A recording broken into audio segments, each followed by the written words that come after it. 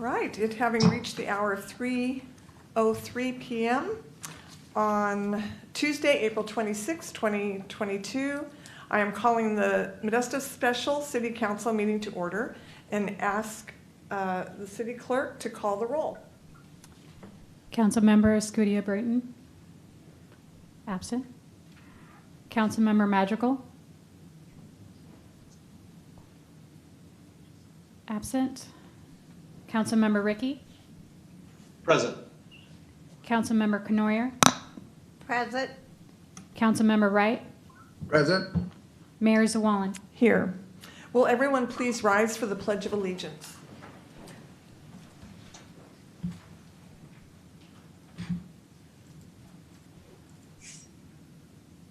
I pledge allegiance to the flag of the United States of America and to the republic for which it stands, Stands one nation under God, indivisible, with liberty and justice for all.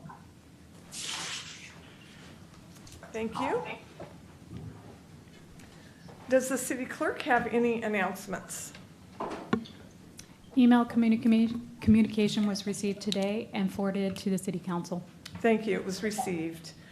Do any of the council members have any conflicts of interest? No, Mayor. Thank you. Seeing none. Council did not have closed session, so we will move to the public comment period. Does anyone wish to speak on any item under public comment? And this is presently for items not on the council agenda. Each person would have 3 minutes to speak. I have 2 cards, but these are both for the agenda item.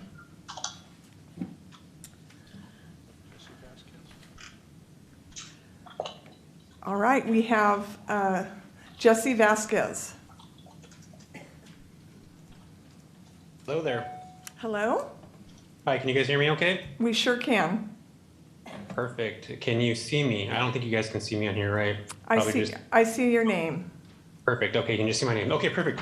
So my name is Jesse Vasquez, and I'm here chatting with you guys today because there is a violation for short-term rental permits that has come up in Modesto. I happen to own a short-term rental operation business, and I wanted to see if we can host or get together a meeting. I had created an advocacy group of a lot of mom and pop owners in this area that have properties that they rent on Airbnb. I particularly have a contract with Doctors Medical Center, Emmanuel Medical Center, and Memorial Medical Center, so we rent for more than 30 days at a time, but I am listed on the Airbnb platform. So I wanted to get together and connect with the city so that we can somehow come up with an agreement or some type of standard that is, obviously we want to make sure that whoever's staying, just like hotel, pay TOT taxes, which obviously will help the city. But in this situation, it's limiting a lot of people from earning extra income. And some of these people that I help, they're single mothers, they're families that have a property that's in their backyard and they're unable to rent them. So I wanted to see if this is something we could put on the later agenda to have more conversation about. And I guess mentioned before, I did create an advocacy group on Facebook where right now there are about 74 short-term rentals. This is including individual rooms in the city of Modesto. And a lot of these individuals are only own their mom and pop operators. We're not big giant operators that have 20, 30 units. So that's something I wanted to bring to the table to have a discussion about, and obviously try to see if we can come up with some kind of standard, because of right now there's no actual terms. It's being categorized as a bed and breakfast. It's not considered a short-term rental, which obviously a bed and breakfast is the exact opposite of what a short-term rental is. And if you're able to do this, if you're a professional operator in this aspect, we vet all of our guests that are coming in. We connect with the neighbors. We make sure that everything's okay on that end. And these are professional operators that are doing this. These aren't just people watching a YouTube video and deciding to open an Airbnb. So there are particular standards that we run through when we have guests that are staying in these properties. So again, I would like to have a conversation, open this up if that's available, even for a later date, maybe have that discussion now. But again, we are open. I definitely want to make sure that we're paying TOT taxes and connect with the city, because obviously that goes back into the economy that we're in here. And there's a lot of travelers that are coming into these markets, Council. There's a lot of people that are coming into this area that necessarily don't want to stay in hotels. They want to have multiple families that are coming to stay in one specific property. So I hope we can have that dialogue and discussion. I appreciate you all for listening. Thank you very much, and I would be happy to have that dialogue. If you would email me, we can set something up. Perfect. I can definitely do that. Is there's a way that you can set up an email address or something that's noted maybe in notes? If you just send an email I to can- council@modestogov.com, then Right. we all could connect with you. Okay, Yes, cool. I yeah, can do that. council@modestogov.com, and that will Perfect. get to I all will of do. us. All right, Perfect. thank you very much. Thank you. All right, anyone else from the public regarding something that is not on the agenda for this time? I don't see anyone online or in person. Do any of the council members have any comments and reports? No, Mayor. All right, I don't see any other hands up. Does the city manager have any comments and reports? Not at this time. So next on the agenda is new business. One item to discuss options related to filling the city council vacancy for District 4 and provide staff with direction to either one, appoint an eligible individual to finish the remaining term for former council member Bill Zalaki's District 4 council seat, which will end in November 2022, or number two, allow the voters to fill the District 4 vacancy in the November 2022 general municipal election by electing an individual to a new 4-year term starting in 2022 and ending in 2026. So at this time, I would like to ask for a staff report. And Mayor, members of the council, Jose Sanchez, City Attorney, I'll be providing the staff report this afternoon. So the item before you, as the mayor read, is to consider what to do with the recent city council vacancy for the District 4 seat. As the council is aware, last week on April 20th, former council member Bill Zalaki did submit his letter of resignation effective at noon that day, given that he was moving out of the district, therefore causing the vacancy. The issue of now the council needs to determine how to fill that vacancy and how to move forward. The charter actually provides a section that's on point, and I did reference it in the staff report, but it is Charter Section 702. And that section has really the couple of options. Has the option to appoint an individual, a qualified individual, eligible individual, within 30 days of the vacancy. In this case, that date would be May 20th, since the vacancy happened on April 20th. So within 30 days, appoint someone. And if the council is not able or not willing to appoint someone, then the council would be calling an election to fill that vacancy, to have the voters fill the vacancy. And we'll talk about both options in a little more detail. Filling the vacancy by appointment, again, the section does state that it has to happen within 30 days. Now, state law does allow more time, 60 days. However, we are a charter city, and we have an ordinance we have a section in our charter that states you have 30 days to appoint someone. Now, the appointment does have to be of somebody that's eligible to serve as the council member for District 4.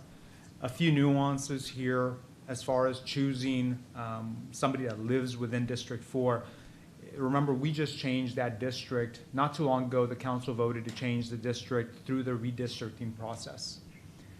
The district we're talking about, the District 4 we're talking about right now, is the seat that's vacant, which was the District 4 in effect at the time when former council member Zalaki was elected.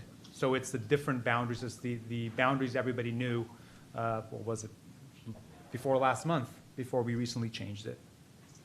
Also, as far as eligibility goes of somebody being appointed, the charter does state that for eligibility, and that's Charter Section 701, the person appointed would have to have been, they have to be registered to vote and living in the district at least 30 days preceding the person's nomination or appointment.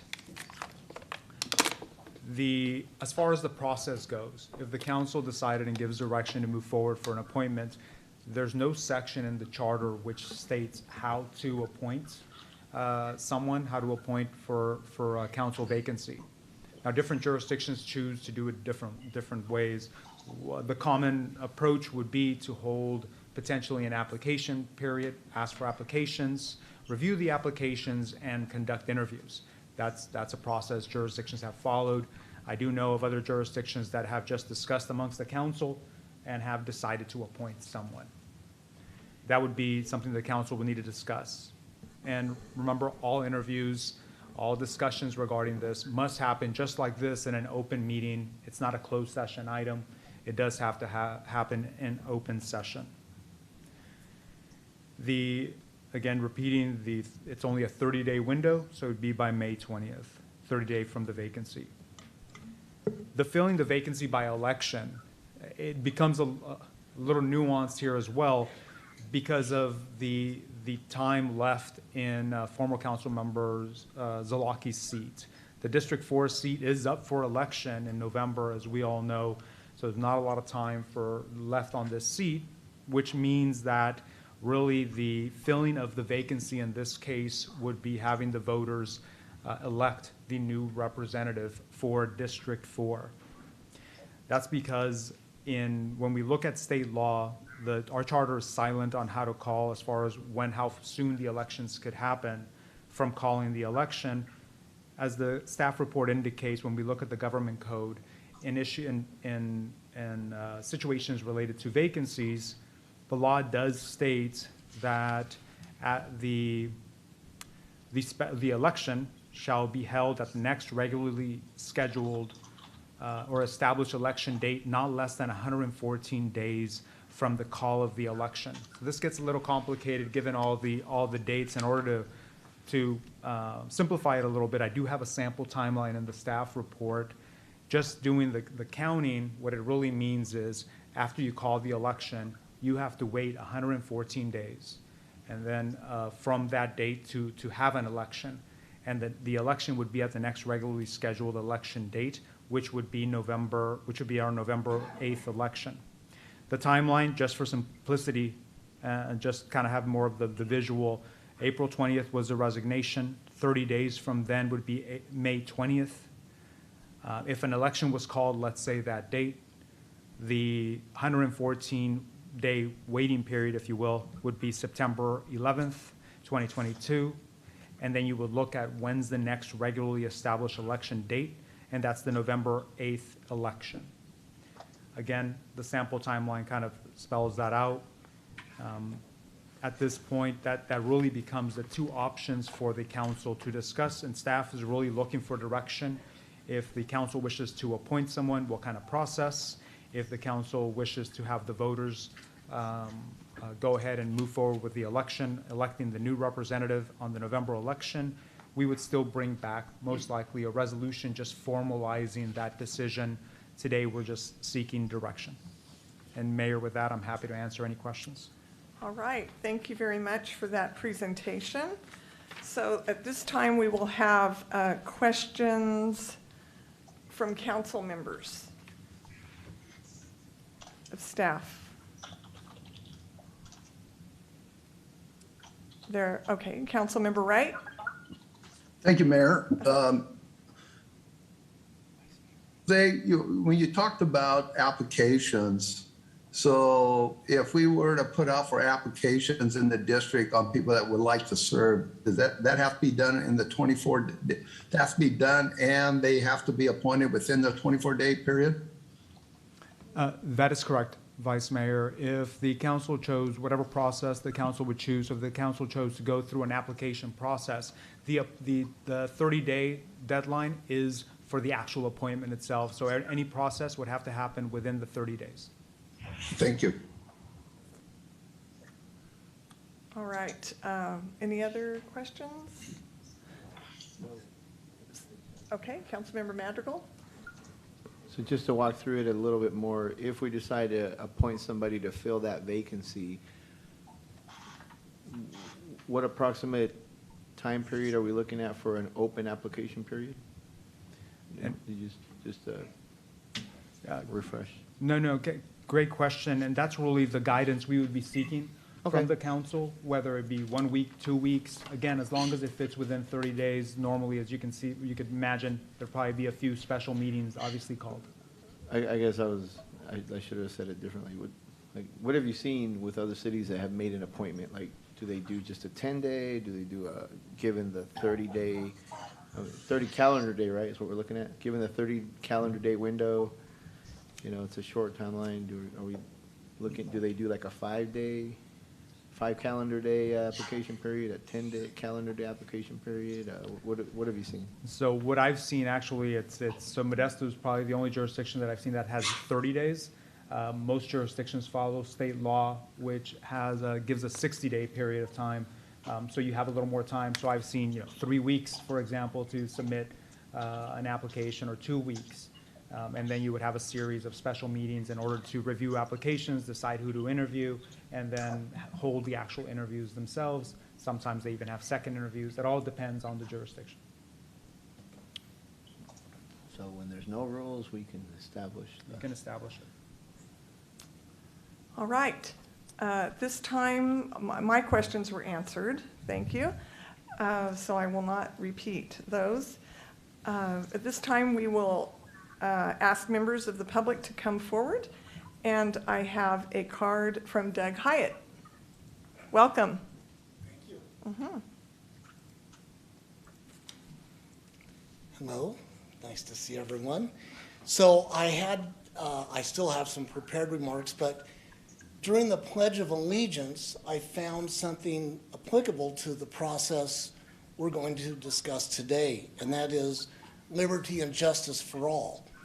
And without representation, there is no liberty or justice.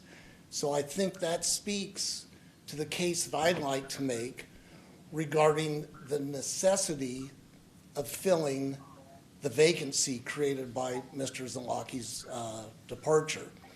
So our neighborhood is very active. We take an interest in our city, and we're asking for representation within the 30-day period, which will give us virtually uninterrupted representation until the election can take place. So other than the obvious constitutional rights that are raised through the Pledge of Allegiance,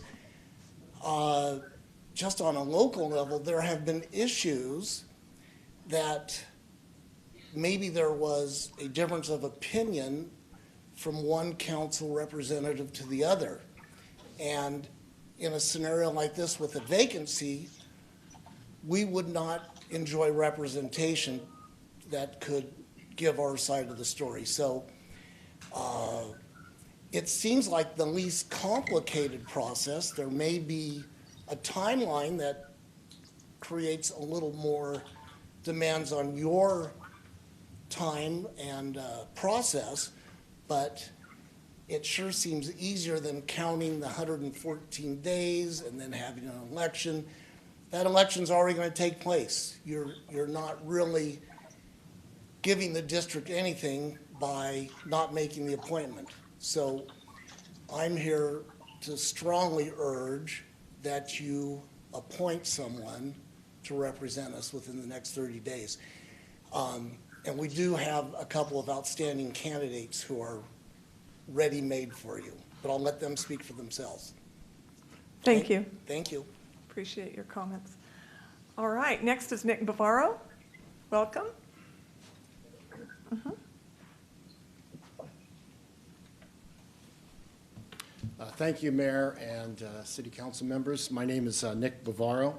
My wife and I reside at 3705 Sand Creek Way in District 4 for the last 24 years.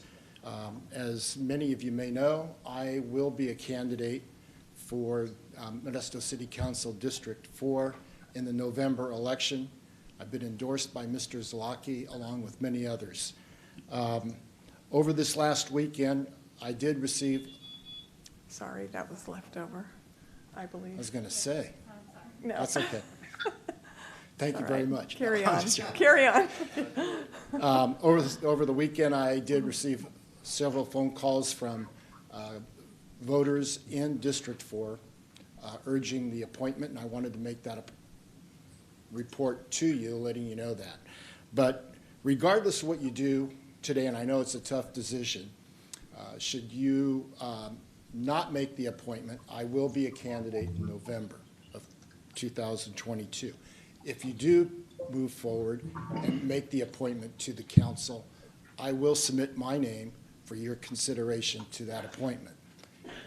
And with that, I thank you for the few minutes. Thank you for your comments. All right, are there any further comments from the public? I do not see any online. Oh, is there someone else? You submit online, is that? No, feel free, if you're here, I do not see anyone online, so if someone else, welcome. Thank you. Mhm. Hi, good afternoon, Madam Mayor, City Council, and City staff. Thank you for holding this special meeting today. City Attorney Sanchez, I think, said it best that both avenues forward, there are nuances to them. As co-president of the La Loma neighborhood, I really just want to encourage and support the pursuit of an appointment to fill the seat. If we waited until November to fill that vacancy through election, that election wouldn't be really filling the vacancy, it would be electing the new representative, given that Councilman Zalaki had been termed out. So really the vacancy we're looking at is over the next 6 months, and I do believe that our district and our neighborhood deserve representation throughout that interim. So with that, thank you very much for the time and the meeting. All right, thank you for your comments. Anyone else in person or online, welcome. Greetings, City Council. Chris Murphy, 913 Edgebrook. How are y'all doing today? Good. I want to just say, previously I'd submitted comments via email, and I just want to reiterate our desire to make sure that we have the seat filled. There's a lot of things going on in our community right now. There's a lot of roads, there's a lot of park work, economic development, there's street work being done in our area, and there's a lot of issues with homelessness, and I believe that our area would really appreciate the opportunity to still be represented at the City Council between now and the election. And I think an appointment would be a very smart and expeditious way to do it without the cost of another election. I think you have a couple really good candidates. I've previously recommended to you, one of the candidates is Mike Moradian, who's an existing member of our neighborhood, who fits the bill, has been part of the Maloma neighborhood, and actually helped create the Modesto neighborhoods. And he's also indicated that he will not be a candidate in the fall. So that gives him an opportunity just to serve specifically for the short term. At the same time, we have other good candidate with Nick Bavaro, who potentially will be, is running for the next election. So I believe we need to have the representation. I encourage you to take the expeditious route and appoint somebody here in the next, within the next 30 days before May 20th. And then La Loma neighborhood wants to continue to be an active part of, making our community better. And we have citizens volunteering to serve, and I think that's really awesome. So thank you for your consideration, and feel free to reach out with any questions. All right, thank you, Chris. Madam Mayor, I just can't resist this opportunity just to let Mr. Murphy know. I'm sure you've been approached many a times to step up and be a council member yourself. If there was ever a moment, nothing against the other candidates that you mentioned, but just wanted to put that bug in your ear. I know. Anyways. Right, thank you. Any other members of the public that have comments? All right, seeing none at this time, I will close the public comment period and ask the council for their comments. Councilmember Madrigal. I think that we as a council definitely should try to appoint somebody. I'm just going to say it.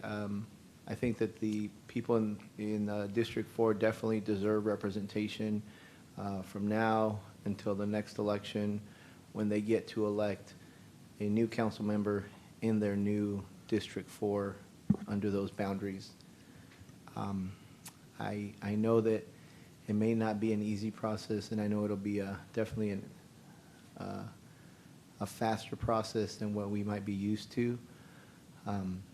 By the way, this might also give us, just as a side note, this might also be some other cleanup language we might want to consider in the charter changes that we're hoping to seek in the November election. Hint, hint. But as a side note, I really think that we should try to just open up this process, let willing people come forward, say that they want to serve, and then we decide who we want to select to fill the remainder of that term. As far as whether or not somebody gets appointed and then also runs or not, that decision ultimately is in the hands of the voters. And so, as someone who has ran twice in a city council district, I know that that's really one of the ultimate tests of whether or not you have the support of the people that you represent, is by going out, meeting with them, and asking them for their vote. And that's a completely separate process. Right now, I think that we should proceed with some sort of a council vacancy appointment process that we come up with. I'll defer to either our city attorney or our capable staff to recommend, timelines that'll give us enough time to accept applications, deliberate, and make a selection within this, would you say 26-day window or 24? Whatever it was. 30 days is May 20th. Yes. Anyways, those are my comments. Great, thank you. Councilmember Ricky?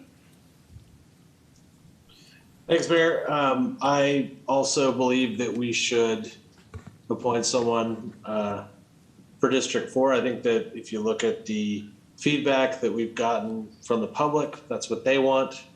I also think that just from a council functionality standpoint, we're going to function better with more council members. That's kind of the way it's intended to be. If we don't appoint someone, we're going to be 6 for 6 months, which is about 20% of a term for a council member. So that seems like, I think that by pushing it to the election, we are budgeting our time very poorly, and we are undervaluing our time, and we're undervaluing the importance of the seats on the council. So I hope that we do appoint someone. That's all I got. All right, thank you. Councilmember Canoyer?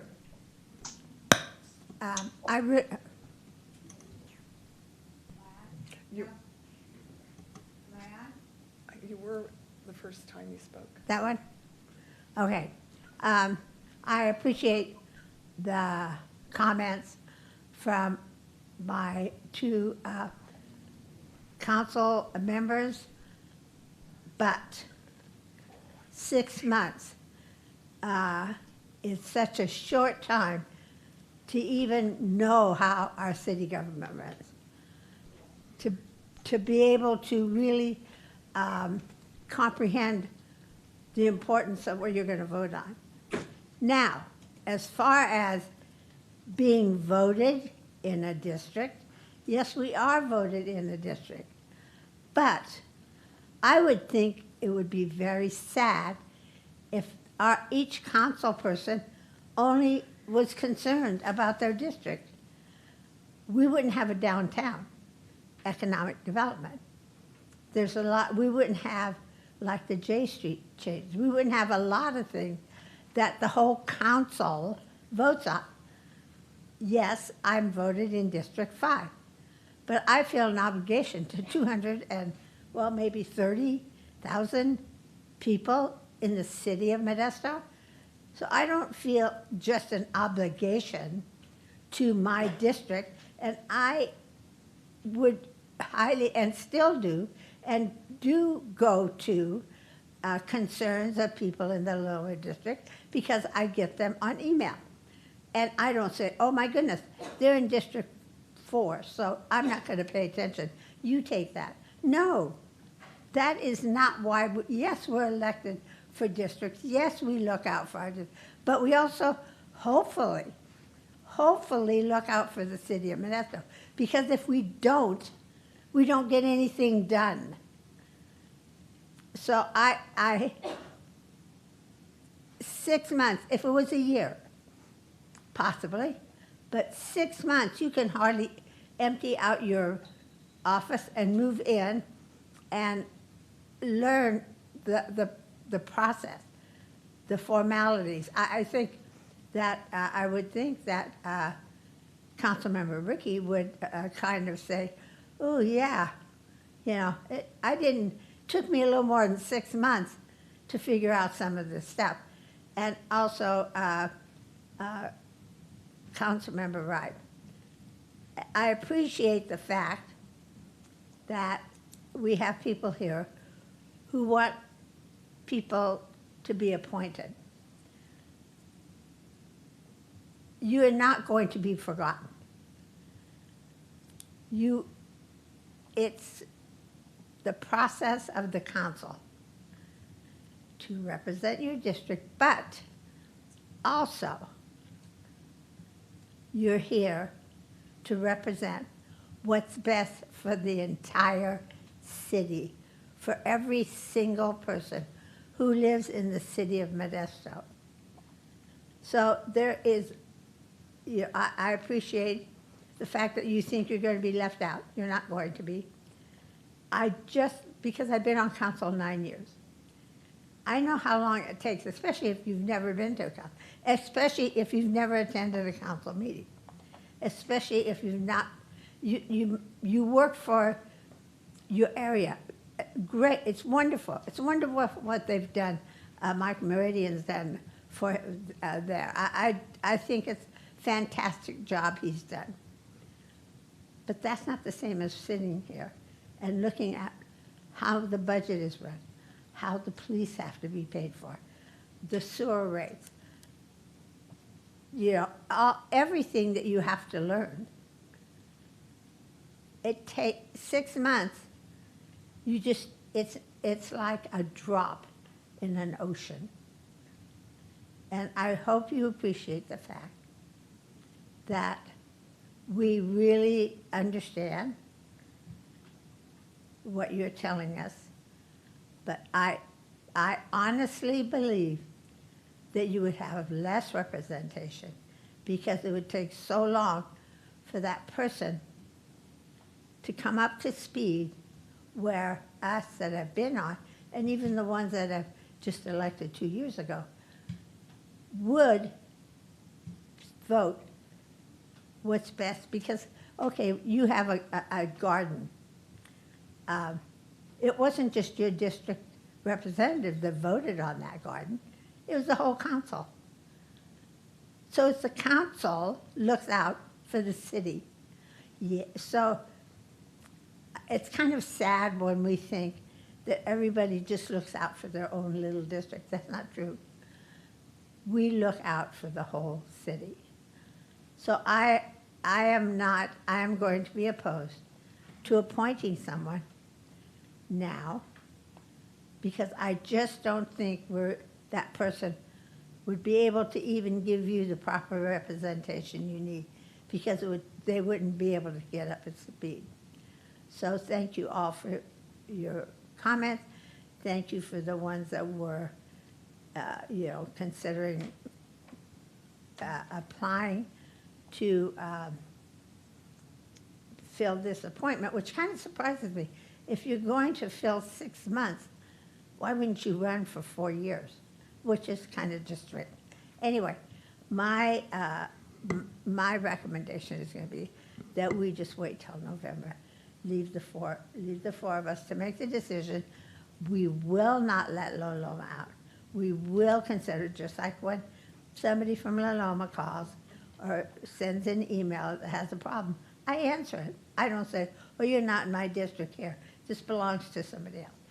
I pay attention to it because you are a citizen and someone that I'm concerned about, and I'm concerned about every single citizen in the city of Modesto.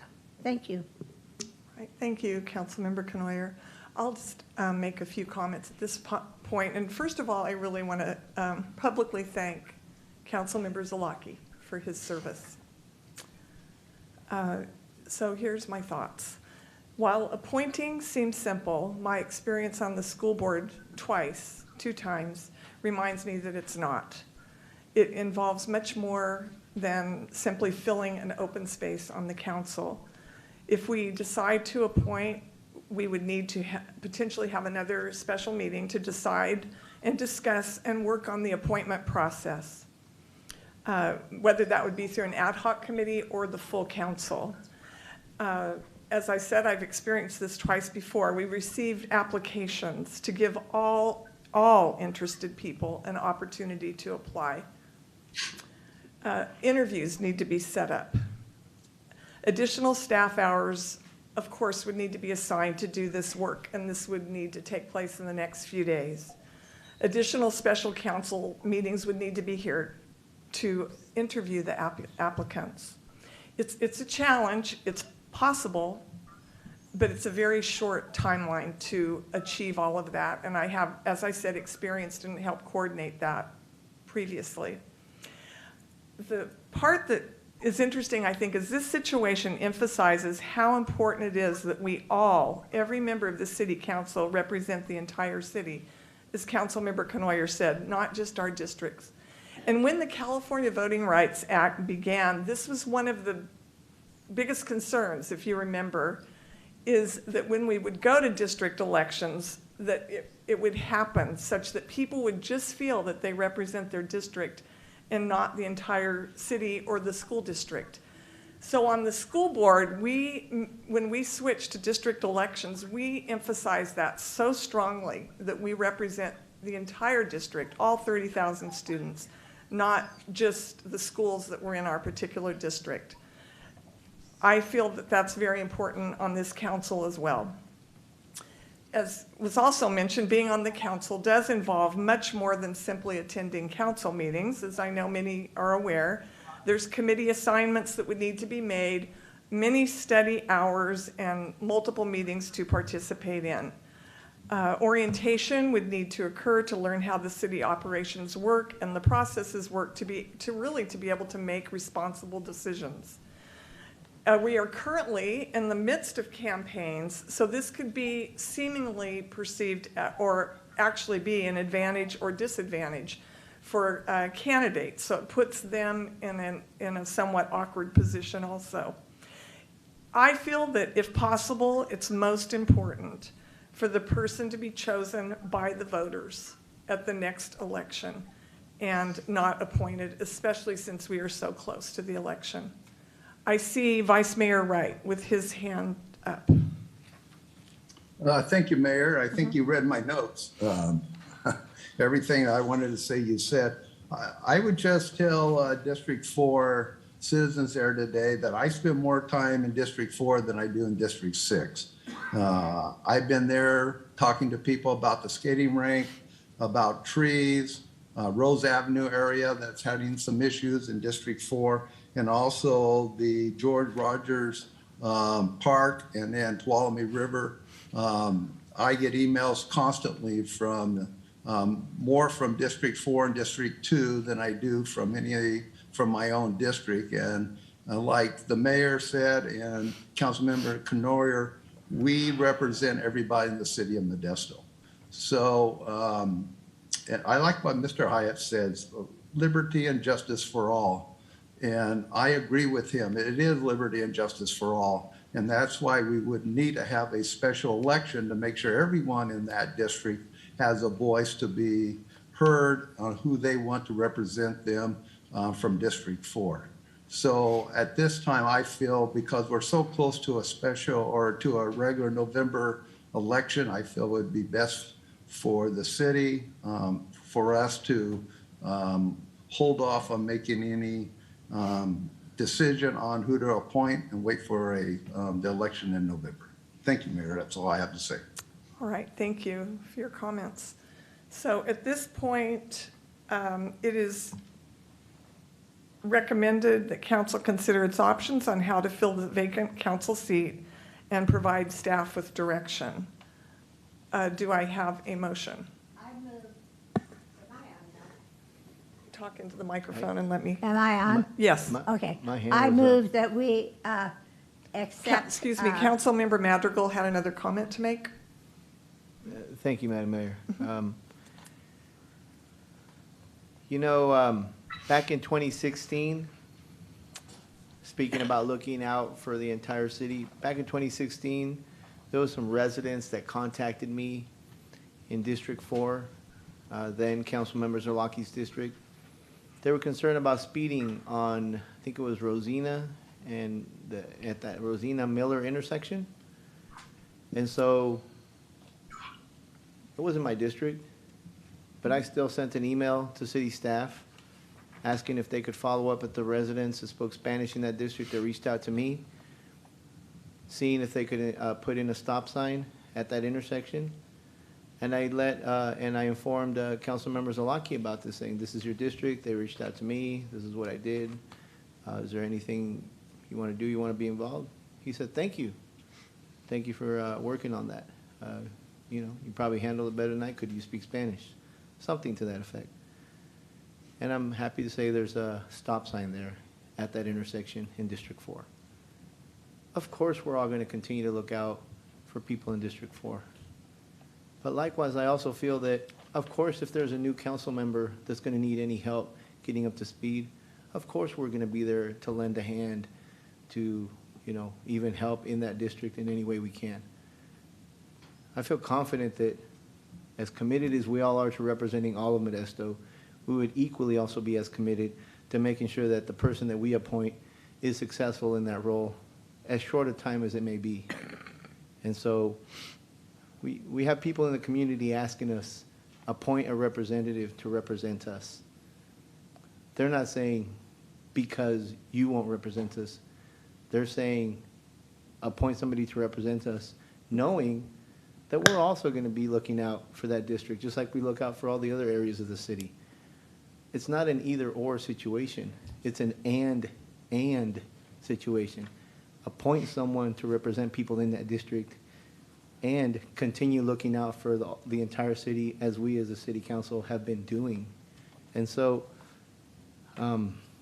before any motion gets made, I just urge my colleagues to not treat this position like it's a position that like nobody can get up to speed, you know, in such short amount of time. I have a lot of faith in the volunteers that are wanting to step forward and represent District 4. Because I think one of the most important requirements is that you care about the area that you live in. And they're demonstrating that by saying they want to step up. For us to say, no, you should wait, you're going to need more time to get up to speed on everything. You know, I think we should demonstrate that we believe in their belief and in their commitment to their community, and that combined with all of us lending a hand, whether it's taking time, reviewing a council agenda, saying, did you take time to see that item number 14 is actually in your district, by the way? Oh, you did? Oh, great, just in case you didn't know. That's the kind of stuff that, you know, takes a few seconds, but might be helpful to the new council member that gets appointed in that district. So I think that all the reasons that folks were giving for not appointing someone are actually reasons why we ought to appoint someone, is to have that continued representation. And also, let's be frank, to also be able to continue to do the business of the city. Today we have one absence, and that puts us at 5 council members total. Why? Because we have one absence and we have one vacancy. 2 of us can disagree, or if 3 of us can disagree, now we're not going to be able to get some things done on the city council. I think that we need to have a full council to continue to do the business of the city and provide a representative for the people of District 4. So since I have the floor, I'd like to make a motion. No, I already already started. Well, I just, point of Tony, order. I know, point of I- order, if I have the floor, then I can speak on what I want. And Yeah. therefore, if I can make a motion, then I'll spit it out. And then if somebody chooses to second it, then we shall go through that process. And the person that chairs the meeting, in this case the mayor, can go through that process. So having said that, I'd like to make a motion that we direct staff to proceed with a process for filling this vacancy by appointment. And I welcome a second. You know, I'm going to say that Councilmember Knoyer had the floor, and I interrupted her to allow you to make your comments. So I am going to turn it back to Councilmember Canoyer. I So, believe that the votes will be the votes. so I don't get the floor anymore, or I don't get? No, you can continue. But I made a motion and there was a second, Madam Mayor. No. I'd like to. That I'd was like to- only- I'd like to be recognized, since I'm still recognized, to be able to make that motion. If it gets voted down, then let it get voted down. That's fine. Right, but But- Councilmember Canoyer did not get her opportunity to make her motion, so I I'm understand, going to so- send it to her. My understanding is the person has the floor, they can speak on what they want, including the making of a motion. If at this moment, perhaps the city attorney can help clarify that, it would be great. I definitely, and really, as the chair, Mayor, I know that Councilmember Canoyer did have the floor. Councilmember, I know she said I would like to make a motion. She was interrupted. It's really the chair that makes the call. You're right, Councilmember Madrigal, you did have the floor at the moment. But I think the motion was already started, so the chair, really, it's a decision for the chair as to whether where do you want to go as far as recognition of the motion. Right, as I stated, Councilmember Canoyer had the chair at the moment. Yes, I would like a motion to allow the voters to fill the District 4 vacancy in the November 2022 general municipal election by electing an individual to a new four-year term starting in 2022 and ending in 2026. Right, thank you. Do I have a second? I'll second. All right, will the city clerk please call the roll?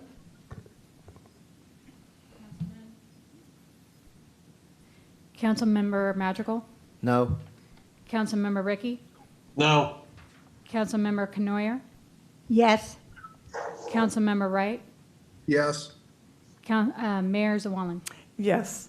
So now I will, at this point, ask the city attorney what that vote means, since we do not have a majority. Please guide us. Absolutely, Mayor. So now we don't have our affirmative 4 votes, and usually that's kind of what we look for. We look for the majority of the body. But in this case, 3 members have basically selected not to appoint and to go to the election process. We're going to be coming back. We've taken this as direction. We'll be coming back with a formal action by the council, whether it's in the form of a resolution, most likely, making this this decision formal. Today, we were just looking for direction, and the council provided that. All right, thank you. Are there any matters too late for the agenda? So would we say then that the motion fails? We don't have to say whether it carries or fails? No, the motion Okay. does carry. It's neutral? No, the motion carries. Okay. What's the resolutions and ordinances do require 4 affirmative votes of the council. Mm-hmm. Here, there is a majority of the body present. Okay. We're really looking for direction, and really, this motion was more to provide direction. Mm-hmm. And again, Mayor, and again, not to get too complicated, but if there are 3 members already saying that they're not for the appointment process. Let's say our member that's missing said, yes, I would like to appoint, we'd still be stuck with a 3-3. The default, when the council cannot make a decision on to appoint somebody, would be to call the election. That would be mandatory. In this case, an election will be called regardless because of the November election, so we're already slated to call that election. Okay, thank you very much for that information. Are there any matters too late for the agenda? All right, seeing none, I am calling this meeting of the City Council to be adjourned.